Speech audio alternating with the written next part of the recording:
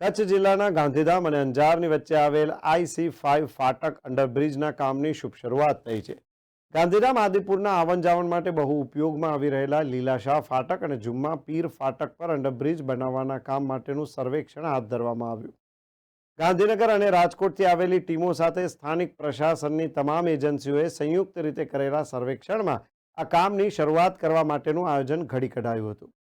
જો તરફ વિકસી રહેલા ગાંધીધામમાં અંજારના મેઘપર બોરીચી વિસ્તારના લીલાશાહ કુટિયામાં અંડરબ્રિજ બનાવવાની લાંબા સમયથી જનમાંગ પ્રબળ બની હતી, પરંતુ એક બાદ એક ચાલતી સરકારી પ્રક્રિયાઓમાં તે કાર્ય સતત ઠેલાતું નજરે પડ્યું હતું। પરંતુ હવે છેલ્લા લાંબા સમયથી જેની રાહ જોવાતી હતી તે લીલાશાહ કુટિયા મેઘપર બોરીચી અને જુમ્માપીર રેલવે ફાટકમાં અંડરબ્રિજનું કામ શરૂ થયું છે। ગત સપ્તાહે આ અંગેનો એક ઓવરવ્યૂ સર્વે વિવિધ એજન્સીઓ સાથે કર્યા બાદ હવે ઓન ગ્રાઉન્ડ માળખાગત સર્વે કામગીરી હાથ ધરાઈ। આદિપુરથી મેઘપર લીલાશાહ કુટિયા તરફ જવા માટે વચ્ચે પડતા ફાટકથી હજારો લોકો રોજ ત્રસ્ત હતા, ત્યારે અંડરબ્રિજનું નિર્માણ થતાં એક મોટી ટ્રાફિકની સમસ્યાનું સમાધાન થઈ જશે।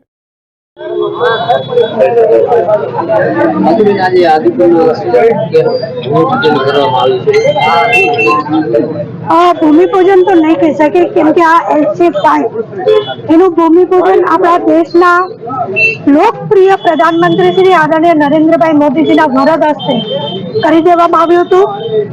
એ કાર્યમાં કેટલાક જમીન સંપાદનના પ્રશ્ન બાકી હતા, એના માટે એ પ્રશ્ન પરિપૂર્ણ થતા આજે એક કાર્યનું શુભારંભ અહીંથી કરવામાં આવે છે। આ પ્રસંગે અંજારના ધારાસભ્ય શ્રી આદરણીય ત્રિકમ સાહેબ પણ ઉપસ્થિત છે અને સર્વે ભારતીય જનતા પાર્ટીના ચૂંટાયેલા સદસ્યશ્રીઓ, અંજારના પાર્ટીના આગેવાનશ્રીઓ, ગાંધીધામ વિધાનસભાના પાર્ટીના આગેવાનશ્રીઓ સર્વે ઉપસ્થિત છે। આવનારા સમયમાં જ્યારે આ કાર્યની શરૂઆત થશે ત્યારે ચોક્કસપણે હું સ્પષ્ટ માનું છું કે જે રીતે આપણા ઘરમાં આપણે રિનોવેશન કાર્ય કરતા હોઈએ અને નાની મોટી તકલીફ આપણા ઘરમાં પડે એ રીતે આપણા શહેરનું રિનોવેશન ચાલે છે, એટલે આ કાર્યને શરૂ કરવામાં કેટલીક મુશ્કેલીઓ ચોક્કસપણે નાગરિકોને પડશે, કારણ કે રોડ પર બંધ કરવામાં આવશે। દરેક નાગરિકોને મારી બે હાથ જોડી વિનંતી છે કે થોડીક તકલીફ પડશે પણ ભવિષ્યનું સુખ થશે। એ ભવિષ્યના સુખ માટે કરીને આપણે સૌ આ કાર્યમાં સહયોગ કરીએ અને હું આવા કોન્ટ્રાક્ટર અને અધિકારીઓને પણ મારી વિનંતી છે અને મેં વાત કરી છે કે ઝડપથી આનું કાર્ય શરૂ થઈને ઝડપથી ઝડપ આ કાર્ય પરિપૂર્ણ થાય અને લોકોની સુખાકારી માટે આ લોકોને ઉપયોગી થાય એના માટે આ કાર્ય ઝડપથી પરિપૂર્ણ થાય। ખાસ કરીને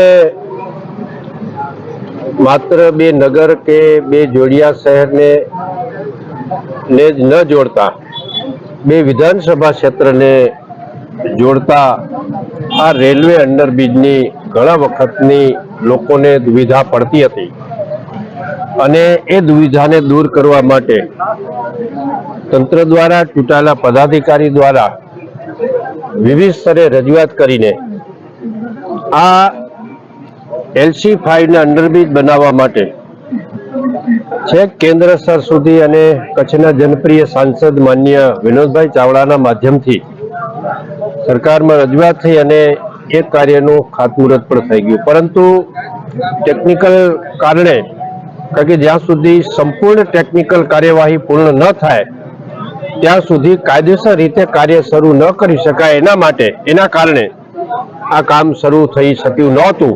પરંતુ આજે આ કાર્યની તમામ કાર્યવાહી ટેકનિકલ, લીગલ અને વહીવટી બધા જ પ્રકારની કામગીરી આજે પૂર્ણ થઈ જતા આજે આ કાર્યનું ખાતમુહૂર્ત અગાઉ થઈ ગયું છે, પણ આ કાર્યનું શુભારંભ બંને વિધાનસભાના ક્ષેત્રોને આમ જોવા જઈએ તો માત્ર બે રસ્તાને નથી જોડતો, બે નગરના લોકોના દિલને જોડતો આ રસ્તો છે।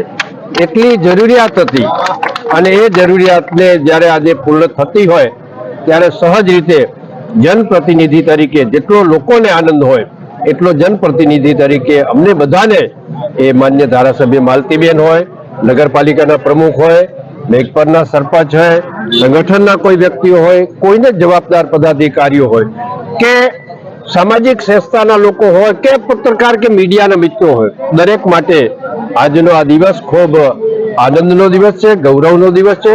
આવતા દિવસોમાં કામ સંપન્ન થતા બંને નગરોને લોકોને ખૂબ સગવડતા પડશે. ફરીને રાજ્ય સરકારનો અને ભારત સરકારનો, કચ્છના સાંસદશ્રીનો, તમામ લોકોનો આ કાર્યમાં જેમણે સહયોગ આપીને લોકોની દુવિધાને દૂર કરવા માટે પ્રયત્નો કર્યા છે અને એમાં સહયોગ આપ્યો છે, એ બધાનો હૃદયપૂર્વકનો આભાર માનું છું. આવતા દિવસોમાં આ દુવિધા સુવિધા બનશે ત્યારે ચોક્કસપણે આ નગરને ફાયદો થશે.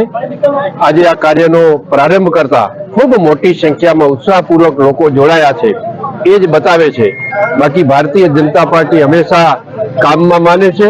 અમે વાતો બહુ ઓછી કરીએ છીએ, દેખાડો બી ઓછો કરીએ છીએ, પણ ભારતીય જનતા પાર્ટીનો એક કાર્યકર્તા કામમાં માને છે. વહીવટી પ્રક્રિયા પૂર્ણ થતા આજે આ કામનો શુભારંભ કરવામાં આવી રહ્યો છે. સર, કેટલી ગ્રાન્ટ ફાળવવામાં આવી છે અને ખાસ કરીને કેટલો સમય લાગશે? કારણ કે કોલેજો આવેલી છે, સ્થાનિકો આવેલી છે. ડ્યુરેશનમાં આને કારણે પુલને અંડરબ્રિજને કારણે કોઈ રસ્તો બંધ થશે નહીં, એટલે એના વિકલ્પિત તરીકે રસ્તો ઉપયોગ થશે. રસ્તો બંધ થશે, આવાગમનો લોકોને કોઈ પ્રકારની તકલીફ નહીં થાય. અંડરબ્રિજનું કામ છે, જે નિયત સમય મર્યાદા એમને આપી હશે સમયાવધિ, એ સમયાવધિમાં જ એ સંપન્ન થશે અને સમયસર લોકોની સેવામાં એ પુલને ખુલ્લો મૂકવામાં આવશે. મારું નામ ભાવનાબેન રૂપારેલ છે. હું મેકર ગામમાં રહું છું. અમારા અહીંયા 1 થી 1.5 વર્ષ પહેલા આપણા વડાપ્રધાન નરેન્દ્રભાઈ મોદી દ્વારા ખાતમુહૂર્ત થયેલું હતું, જેનું આજે આપણા ધારાસભ્ય શ્રી ત્રિકમભાઈ છાંગા અને માલતીબેન મહેશ્વરી દ્વારા આજે એનું શુભારંભ થઈ ગયું છે કામનું.